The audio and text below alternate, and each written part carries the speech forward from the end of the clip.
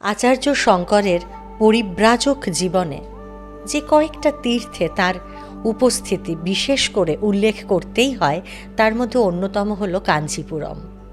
দেবী কামাক্ষীর দর্শন এবং শ্রীযন্ত্র প্রতিষ্ঠা একই সঙ্গে তার সাধক ও গুরুসত্তার সার্থক প্রকাশ বলা যেতে পারে। কামাক্ষী পীঠ থেকে আচার্যদেব এলেন এবার কর্ণাট উজ্জয়িনীতে, তাই তো?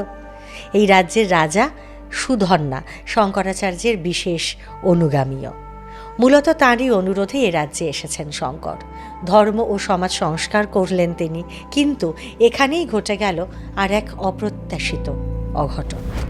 আচার্যের প্রাণ সংশয় দেখা দিল। কিন্তু রাজ্যের রাজা স্বয়ং যেখানে তাঁর অনুসারী, সেখানে এই স্পর্ধা দেখালো কে? কিভাবে ঘটল এমন অনর্থ? সেটাই ভাবছেন তো? সেই কথা দিয়েই শুরু করব আজকের পর্ব। শুনছেন অদ্বৈত বিজ্ঞানী আদিগুরু শঙ্করাচার্যের অভূতপূর্ব জীবন ও দর্শনের গবেষণা ভিত্তিক উপস্থাপনা অমৃতাঙ্গময়া, নিবেদনে প্যাস্টেল এন্টারটেনমেন্ট।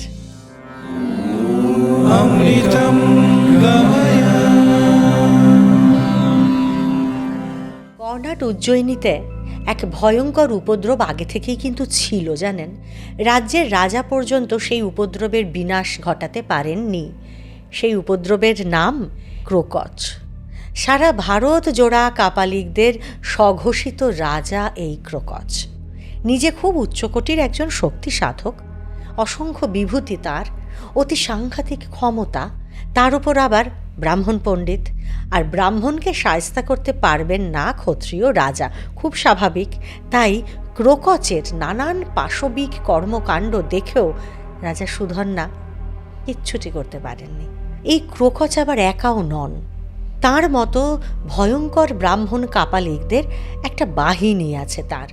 সকলেই এই ক্রোকচের অনুগামী, তারা যুদ্ধবিদ্যায় সকলেই পারদর্শী। এই বাহিনী রাজ্য জোড়া সকলেরই একেবারে ভীতির কারণ ছিল। আর ঠিক এই কারণেই মনে প্রশ্ন জাগে, কর্ণাট উজ্জয়িনীকে কোনোভাবে রক্ষা করতে না পেরে রাজা সুধন্য কি শেষ চেষ্টা হিসেবেই আচার্য শঙ্করকে সেখানে আসতে অনুরোধ করেছিলেন? উত্তর অবশ্য জানা যায় না, তবে এমন একটা সম্ভাবনা থাকাও কিন্তু বিচিত্র নয়। যাই হোক, তো শঙ্করাচার্য যে তাঁদের রাজ্যে আসছেন, মুখে মুখে সেই খবরটাই রটে গিয়েছিল আগে। শঙ্করাচার্যকে একেবারেই সহ্য করতে পারলেন না কাপালিক রাজ সেই ক্রোকচ। এর আগে শঙ্কর শিষ্য পদ্মপাদের হাতে কাপালিক উগ্রভৈরবের মৃত্যুর কথা শুনেছেন তিনি, মনে আছে নিশ্চয়ই? সেই যে উগ্রভৈরব, সেই উগ্রভৈরব কিন্তু চেয়েছিলেন শঙ্করাচার্যকে একেবারে প্রাণে মেরে ফেলতে। পদ্মপাদের শরীরে নৃসিংহদেব প্রবেশ করে সেই উগ্রভৈরবেরই ধর থেকে মুন্ড আলাদা করে দিয়েছিলেন, মনে পড়ছে নিশ্চয়ই? তবে এবার আর কোনো ফাঁকি রাখতে চান না ক্রোকচ। শঙ্করাচার্যকে প্রাণে মেরে ফেলাটাই তাঁর একমাত্র লক্ষ্য। কর্ণাট উজ্জয়িনী রাজ্যে পা রেখেছেন আচার্যদেব। চারিদিক থেকে অগণিত মানুষ ছুটে আসছে তাকে দেখতে। এদিকে কাপালিক রাজ ক্রোকচও নিজের সেনাবাহিনী নিয়ে তৈরি।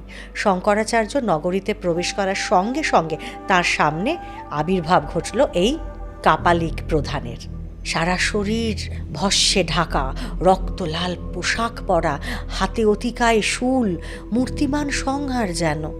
আচার্য শঙ্করের সামনে পৌঁছে অশ্লীলতায়, অপমানে, গর্জনে, হুঙ্কারে সে জায়গা একেবারে কাঁপিয়ে তুললেন ক্রোকচ।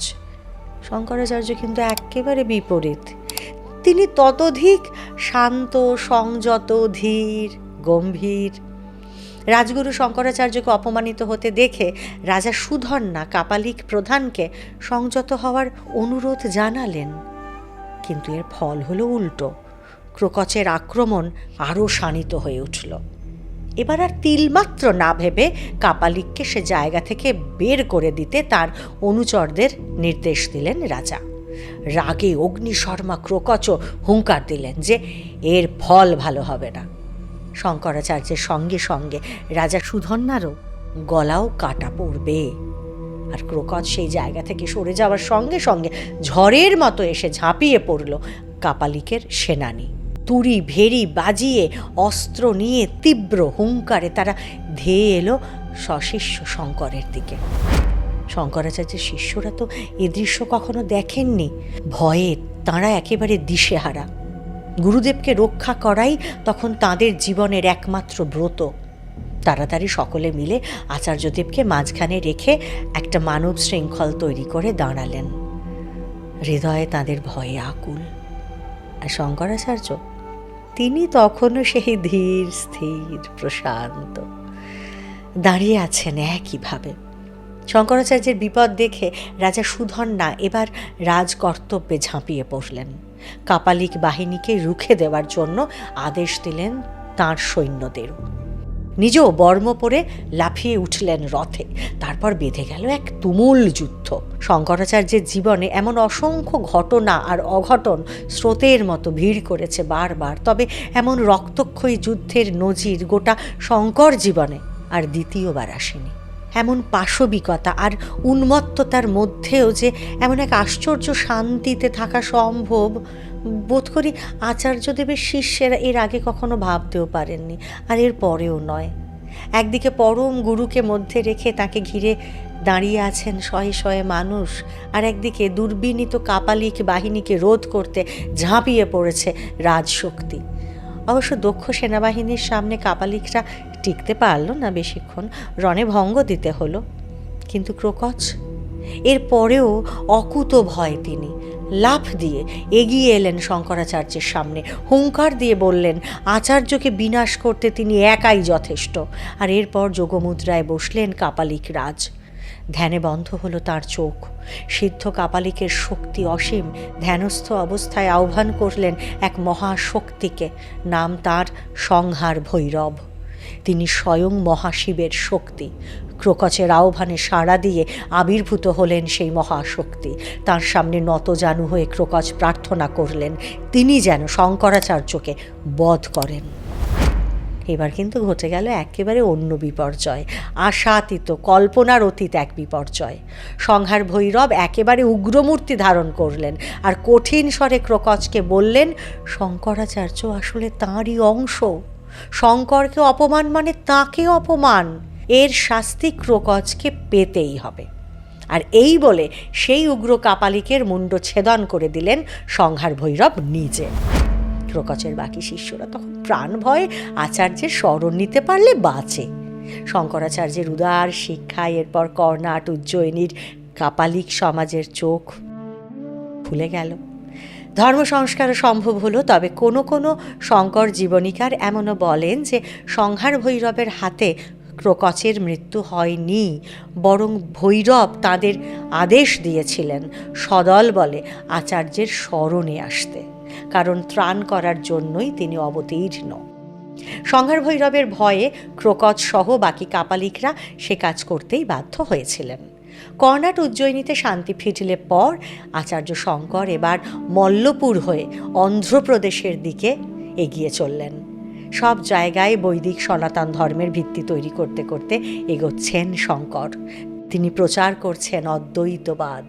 নানান ধর্মমতের সঙ্গে বিচারে বসছেন, আর বিচার শেষে সকলকেই মেনে নিতে হচ্ছে আচার্যের অদ্বৈত বেদান্ত তত্ত্বকেই। গোটা অন্ধ্রপ্রদেশে ধর্মপ্রচারের কাজ শেষ করে আচার্যদেব এবার এসে পৌঁছলেন শ্রীক্ষেত্রর দরজায়, পুরী ধামে।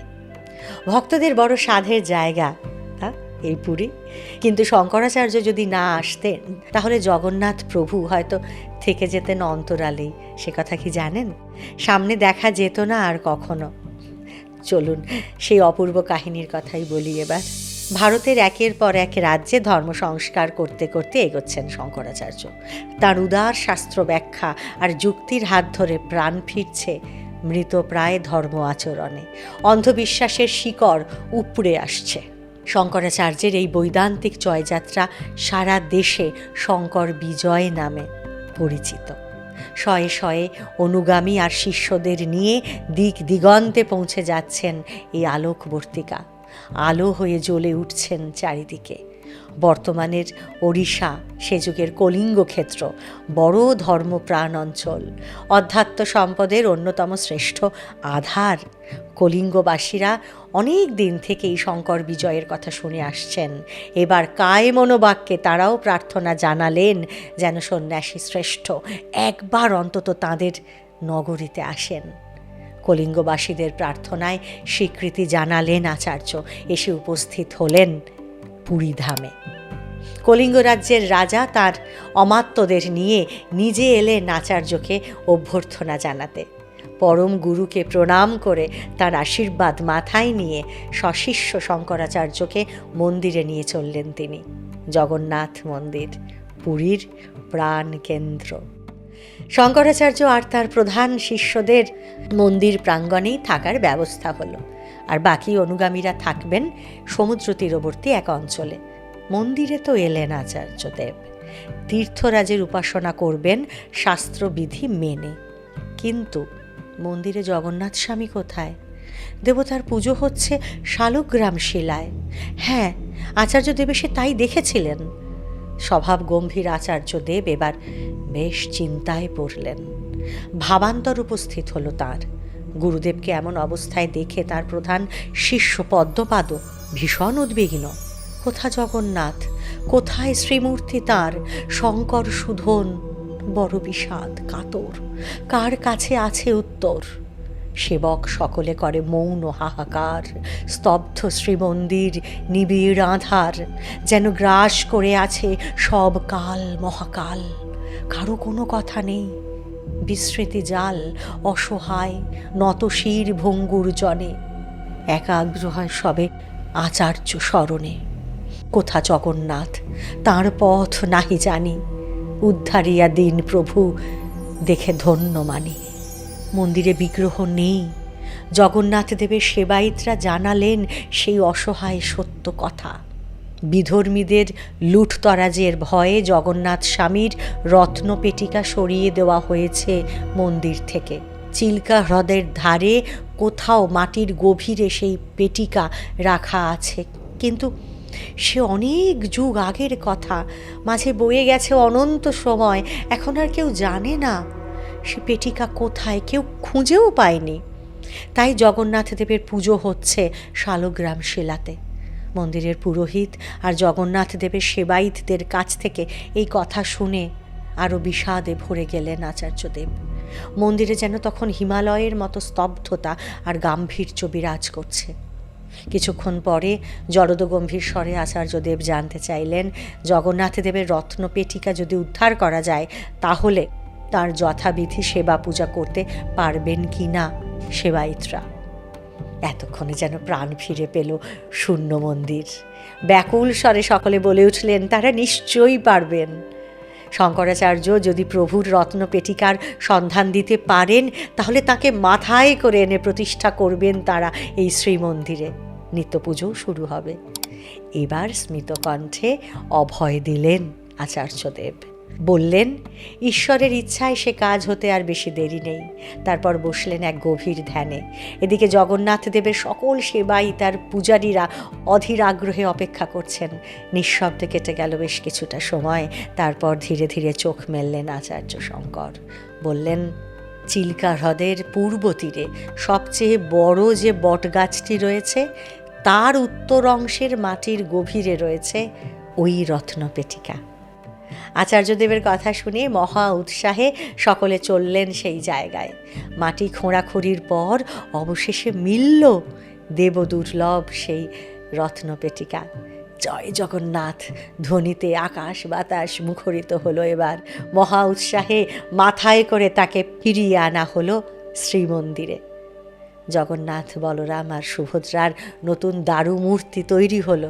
জগন্নাথ মূর্তির ভেতরে রাখা হলো সেই রত্নপেটিকা। দূর দূরান্ত থেকে কাতারে কাতারে মানুষ এলো জগন্নাথ দেবকে দেখতে। এবার শুভ দিন দেখে জগন্নাথ, বলরাম আর সুভদ্রার যথাবিধি প্রতিষ্ঠা এবং অভিষেক সম্পন্ন করা হলো। সে কাজে অংশ নিলেন শঙ্করাচার্য স্বয়ং। তবে শুধু জগন্নাথ দেবের প্রতিষ্ঠাই নয়, তার সেবা পূজার নিয়ম নীতি কেমন হওয়া উচিত সমস্ত স্থির করে দিলেন আচার্যদেব নিজে। তাঁর দেখানো পথেই জগন্নাথ দেবের পুজো শুরু হলো নতুন করে। জগন্নাথ মন্দির সংস্কার করেই অবশ্য এই পুরীর কাজ সমাধা হয়নি আচার্যদেবের। শঙ্করাচার্য স্বহস্তে একটি মঠও স্থাপন করলেন শ্রীক্ষেত্রে। গোবর্ধন মঠ নামে আচার্যদেবের সেই কীর্তি আজও সমহিমায় দাঁড়িয়ে রয়েছে সমুদ্র তীরে। সেই মঠের প্রধান অধ্যক্ষ তথা শঙ্করাচার্য পদে আসীন হয়েছিলেন আচার্যদেবের প্রিয়তম শিষ্য পদ্মপাদ। আজও কিন্তু নিশ্চয়ই জানেন যে জগন্নাথ মন্দির এবং আচার অনুষ্ঠান সংক্রান্ত যে কোনো জিজ্ঞাসার নিষ্পত্তি হয় একমাত্র এই মঠ থেকেই। জগন্নাথ ক্ষেত্র থেকে শঙ্করাচার্য এবার মগধ, যমস্থপুর, প্রয়াগ সমস্ত ক্ষেত্রে ধর্ম সংস্কার করতে করতে এসে পৌঁছলেন বিশ্বনাথ ধামে, বারাণসীতে। সেই কোন ছোটবেলায় এসেছিলেন এই শিবক্ষেত্রে, তখন তিনি সাধক, আর এখন তিনি স্বয়ং ব্রহ্মস্বরূপ। প্রথমবার বারাণসী তাকে যা দিয়েছিল এবার তা শতগুণে বারাণসীকে ফিরিয়ে দিলেন শঙ্করাচার্য। শিবক্ষেত্রের এই মাটিতে শিবত্ব সঞ্চার করবেন তিনি। আজও যে আধ্যাত্মিক চেতনা এই কাশীধামের রন্ধ্রে রন্ধ্রে বয়ে চলেছে, সেই চেতনার আধার স্বয়ং এসেছেন এবার সেখানে। কাশীর পথে আসছেন শঙ্কর। এক অপূর্ব পরিবর্তন শুরু হবে হিন্দু দর্শন এবং মননে। আমরা আসবো সেই অনন্য আখ্যানে, তবে আজ নয়, আগামী পর্বে। শঙ্করাচার্যের জীবন ও দর্শনের এই গবেষণা ভিত্তিক উপস্থাপনা যদি ভালো লাগে তাহলে একটাই অনুরোধ, এই চ্যানেলটা একটু সাবস্ক্রাইব করে নিন প্লিজ। তাহলে আবারও দেখা হবে আগামী সপ্তাহে। ততক্ষণ আমাদের সঙ্গে থাকুন আর শুনতে থাকুন pastel entertainment presence pastel spiritual, আপনার আমার সকলের ভালো থাকার পাসওয়ার্ড।